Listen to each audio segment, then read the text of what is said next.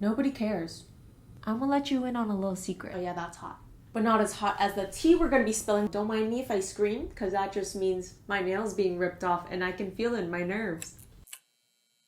You know the vibes, it's Vivi Vibes. Welcome back to my YouTube channel. Today we're gonna be talking about how to overcome perfectionism. We're here to dive deep into the topic of it because I am going to share the challenges I've been through and the tips that'll help you overcome the same thing that I have, because I'm guessing that's why you clicked on the video. Whoever out there is watching this and is sitting in the same boat, hello, that's you and me in the same boat. You know, talking into this microphone is like free therapy, baby. This video is not going to have a lot of cool edits in it, so feel free to have this in the back like a podcast while you do other things, because you're a multitasking queen. There's two types of perfectionism. There's excellence-seeking perfectionism, and there's failure-avoiding. One is good, and one is bad. Excellence-seeking perfectionism is the one where it can help you thrive in a workplace. It shows to your coworkers, your colleagues, that you are a valuable asset. It shows that you're striving for perfection so that you can get that promotion. Failure-avoiding perfectionism is associated to negative outcomes, so higher levels of stress and increased rates of burnout. Avoiding failures in life is avoiding success. They coexist. You can't have success if you don't have any failures. If you were to make every single thing that you did, every project, perfect, to the T, then there's no room for growth. What makes you different and unique is the mistakes that you've made and the lessons that you've learned. And this all comes from putting yourself out there, even when you're not ready. When you're not 100% prepared, that is when you learn the most. If you look back at yourself 3 years ago, you're probably gonna think, oh, I was so cringe. I can't even look in that video. Good news. That means you're growing. That means you're not the same person you were 3 years ago. And even if you were to put out work that is perfect to you, 3 years later, you're gonna be like, wow, that was not it. Like, there were so many things I could have worked on. We can't expect babies to walk on their first try. And so we shouldn't expect ourselves to come up with something of a perfect product on the first try. That would be robbing ourselves from learning from our mistakes and seeing our failures as something that leads us to success. Once you start putting work out there, then you start getting feedback from external sources, and you can improve at a more rapid pace than if you were to just make one project perfect. There's a research study that shows a group of people that do things really, really perfect, and a group that does many different projects instead of one perfect project. And you know, the one that improved more was the one that did more projects, because you're allowing yourself to engage in that feedback loop. You wouldn't have known if you didn't put it out there. If you never put yourself out there, people aren't gonna see what you're capable of, and that's a shame.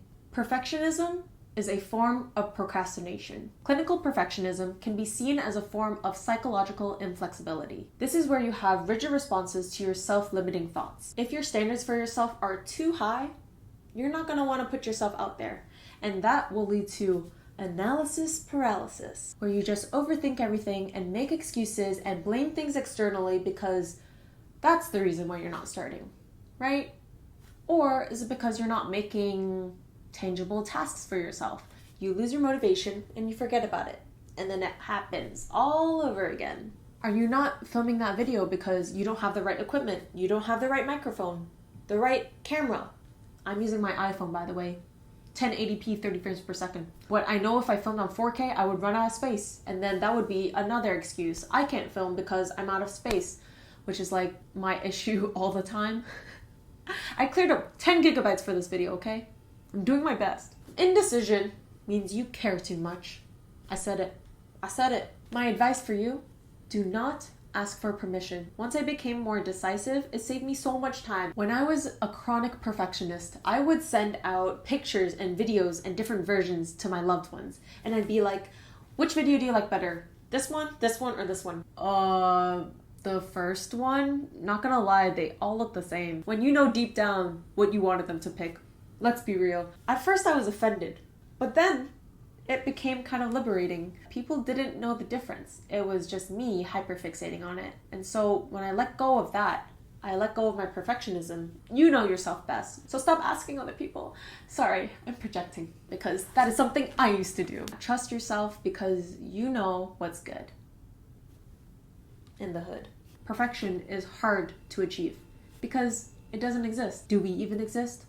For example, I did an entire vlog that took me 60 hours of editing, and I was trying to fix all the subtitles for all the little clips. I show it to my sisters. They're like, oh, it looks basically the same. I don't think you needed to spend like 2 extra hours on that, but okay, cool. Like, it looks really good. I burnt myself out because I was so fixated on fixing the minute details of everything that didn't even affect the big picture. It can be counterproductive and self-sabotaging to always seek perfection. I used to be super defensive and I would hate receiving feedback. I think there was a part of me that was just like, every criticism I got, it was just an attack. And I find that when I put out dance videos and there's a lot of imperfections in it, and a friend says, oh my gosh, that dance video, you killed it, my immediate defensive response is, I actually mess up the choreo a lot, like this one bit. No one's gonna know if you don't tell them. No one's gonna know. That would happen with thrifting too. Like, oh my gosh, I really like your pants. And I'd be like, thank you. I thrifted them. They were $7. But like, no one asked. You guys aren't gonna know what I was gonna say.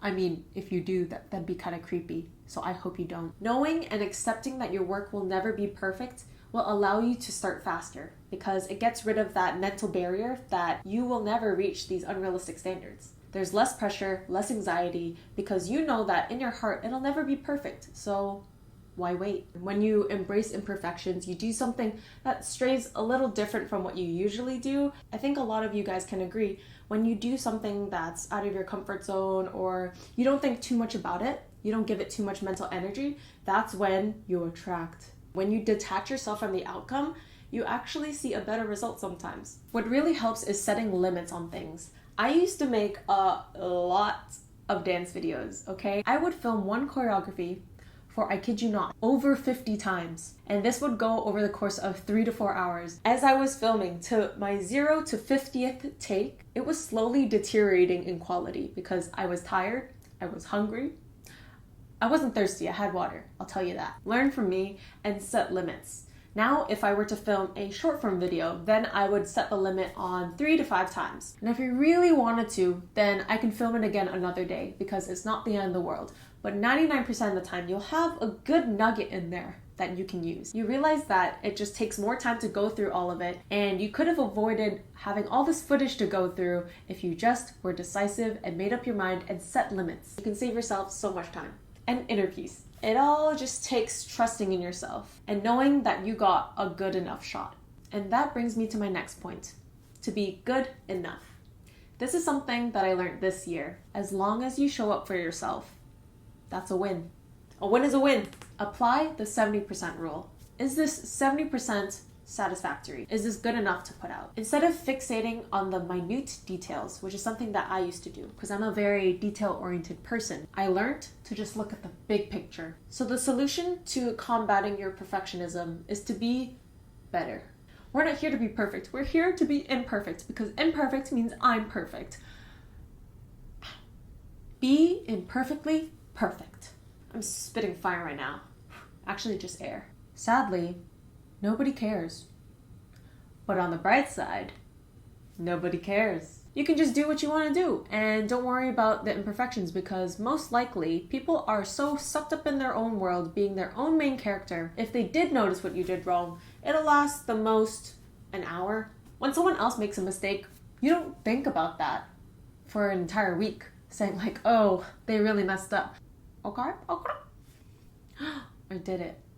Okay, sorry, I can't roll my tongue, but that was the first time I did it. Are you watching this, Mom? Because I did it. You can think about it as being a pedestrian and all the cars are zooming by. You are seeing all this media on the internet and, oh, you saw a mistake there, but it's a passing thought. You don't think about it twice. The thought of your mistakes is not going to cross their mind again. And if they do, they're just obsessed with you, and that's a different problem to address. So let this be liberating and empowering to know that people don't care about you, and that's a good thing.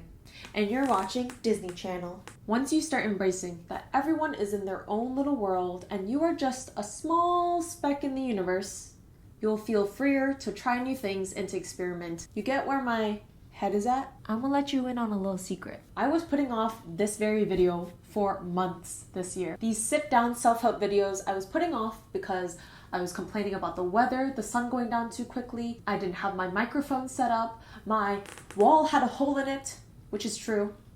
So I hope this video inspires you to get started too. Good vibes. Take care, and I'll see you in the next one. Or I won't see you, but you'll see me.